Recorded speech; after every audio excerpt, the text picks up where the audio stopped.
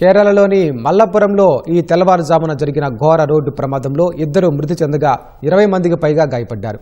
యాత్రికులతో వెళ్తున్న ఓ tempo van tipper లారీని బలంగా ఢీకొనడంతో ప్రమాదం చోటు చేసుకుంది. పాలక్కాడ్కు చెందిన దాదాపు 25 మంది యాత్రికులు టెంపో వ్యాన్లో తీర్థయాత్రకు వెళ్లి తిరిగి వస్తుండగా కోజిగడ్ పాలక్కాడ్ రహదారిపై పుల్లిక్కల్ పెరియంబలం సమీపంలో ప్రమాదం జరిగింది. ప్రమాద సమయంలో జోరుగా వర్షం కురుస్తుండటంతో టెంపో వ్యాన్ అదుపు తప్పి ఎదురుగా వస్తున్న టిప్పర్ లారీని బలంగా ఢీకొట్టినట్లు పోలీసులు తెలిపారు. ఈ ఘటనలో వ్యాన్ డ్రైవర్, మరో ప్రయాణికురాలు అక్కడికక్కడికి మృతి చెందినట్లు వెల్లడించారు. మరో 20 మందికి పైగా గాయపడగా వారిని ఆసుపత్రికి తరలించినట్లు చెప్పారు.